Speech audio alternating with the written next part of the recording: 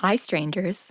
Before we get into today's story, I wanted to announce that we are now on Patreon. And when you join, you will get exclusive content like post-episode discussion videos, mini episodes on current events within the true crime world, and even some merch. Check out the link in our show notes to be directed to our page, and I hope I see you there. Now, on with the show. It's Friday morning in June of 2019 in Melbourne, North Carolina. 11-year-old Braden Smith is sitting in his room playing Grand Theft Auto on his PlayStation. Normally, this 70-pound sixth grader is not left home alone. But today was a rare exception. You see, there had been a scheduling mix-up with his father, 30-year-old Christopher Smith. Chris had thought Braden's day camp was supposed to start that Thursday, but it turned out that it would start that following Monday, and Chris had to go to work that Friday. Chris works for a small electrical company nearby, and he was thinking about taking Braden to work with him, but Braden asked if he could just stay home and play video games while his dad was at work. You see, Brandon's mom lives out of state, and Chris took a chance. He had faith that his son would not burn the house down, and that he would be fine for a few hours while he worked. Unfortunately, that would not be the case. This is the story of the invasion of the Smith house. Hi, strangers. Because this episode comes out on the 4th of July, I just wanted to give you a little mini episode this week. I read about this article in 2019, and I was struck by how bravely 11-year-old Braden Smith acted when faced with most adults' biggest fear, a home invasion. So lock your doors and listen closely. This is Stranger in the House.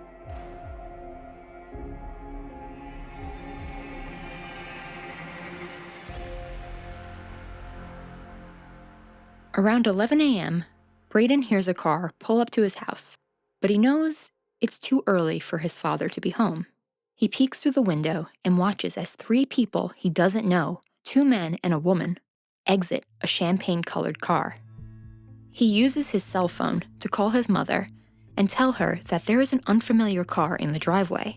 That's when the woman comes up to his front door and starts knocking, while the 2 men stay by the car. Braden asks his mother to call the police before hanging up. He can sense something is wrong. He hides behind his bedroom door as he hears the woman outside say, "No one's home." And the next thing Braden hears is one of the windows being smashed in. Braden's heart is racing as he hears the intruders enter his small home. He knows that they were bound to find him, so he looks around his room for anything that will help him. Past his bunk bed, baseball trophies, and Pokemon cards was the wall where he hung up all his camping tools, including an axe and a machete. While most kids probably don't have a machete resting next to their Pikachu card in their bedroom, Braden and his dad went camping a lot. Braden had actually bought the machete and an axe himself with a gift card that he had saved so that he could cut down trees and branches for campfires.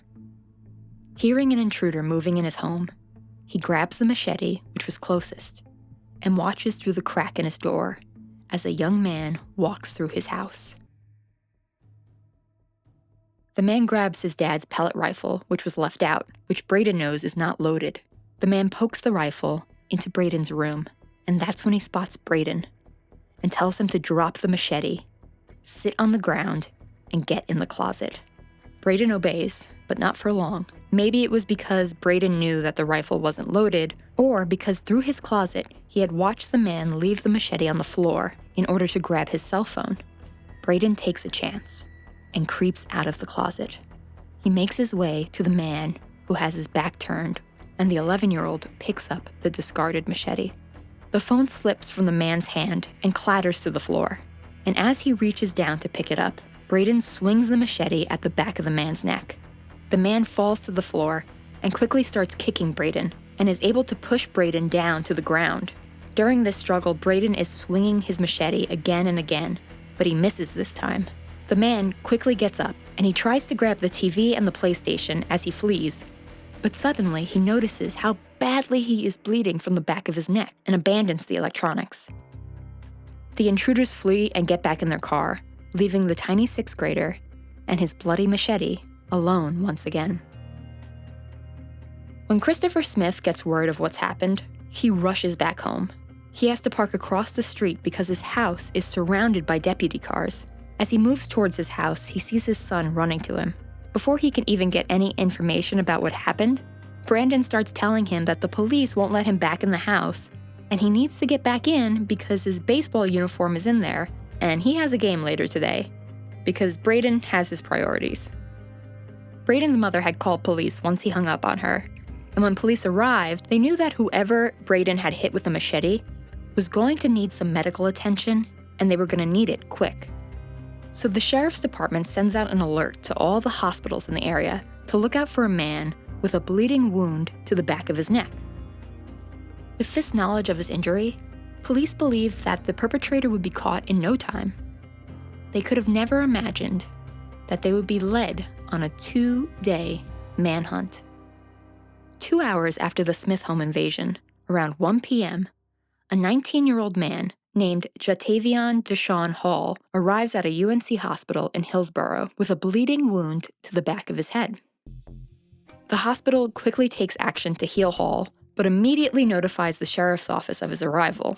The police know where he is now and plan to arrest him after he's been treated. Hall's condition worsens throughout the afternoon, and he had to be transferred about 20 minutes south to the University Hospital in Chapel Hill. According to the sheriff's office, the plan for the second hospital staff was to notify deputies when Hall was ready to be discharged so that he could be arrested. But after this transfer, the chain of communication seemed to break down, and the hospital and the sheriff's office both blamed each other for what happened next. Around 6 a.m. the next morning, a sergeant calls the hospital in Chapel Hill to check on Hall's status. The hospital says they need to check and will call him right back.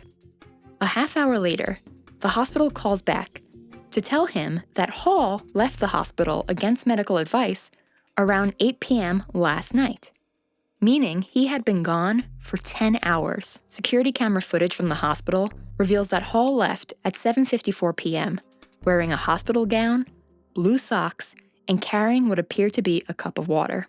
Now, the sheriff's office says that the hospital should have notified them when Hall left, and the hospital says that they were swamped that night and police should have set up an officer outside Hall's room if they were so concerned. In a statement from the hospital, they said, "We believe this situation highlights the issue that emergency department nurses and physicians cannot both be caregivers and law enforcement at the same time. Our nurses and our physicians focus 100% of their time on providing care for their patients. That is their job. Regardless of whose fault it was, police now have to find a man on the run who has a 10-hour head start on them." There isn't much known about Jatavion Hall, except that his teenage years were riddled with criminal activity. He had prior convictions including indecency to an officer, larceny, and burglary. In 2016, Hall was accused of luring a victim to a certain street where he and another unidentified teenager robbed him. He and his accomplice contacted the victim through an online site and agreed to sell the victim a used video game system. When the victim arrived, Hall and his accomplice took the victim's money and tried to run. The victim actually fought Hall and detained him until the police arrived. After his escape from the hospital, police couldn't find Hall. That is, until they got an anonymous tip that he was hiding out at his mother's apartment in Burlington, North Carolina. Hall was arrested that Sunday afternoon at his mother's apartment building. Hall appeared in court on June 17, 2019. And he was charged with breaking and entering, kidnapping, and assault on a child younger than 12, and interfering with emergency communications. Unfortunately for Hall, that child younger than 12 caused him to bleed all over the house, leading to a ton of DNA evidence. Cheek swabs were taken from Hall and were compared to the blood found in the Smith house. Jatavion Hall's bond was originally set at $100,000. It was raised to $175,000 in court after prosecutors said he was a flight risk. In January of 2020, Hall's charges were consolidated into a Class C felony. He accepted a plea of 67 to 93 months in prison. No other arrests have been made in regards to the 2 other people Braden saw that morning. Braden's dad, Chris, slept on the couch with a baseball bat for several days after the invasion. They were worried for a while that Hall or one of his accomplices would come back. Braden told ABC News that he'd feel safer knowing that the other 2 suspects are caught, but he said he'd be ready to protect himself if they ever tried it again. Stay safe, strangers, and thanks for listening.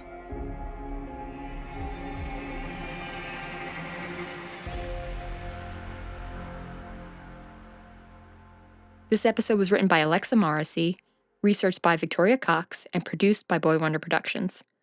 All our sources will be linked in the show notes.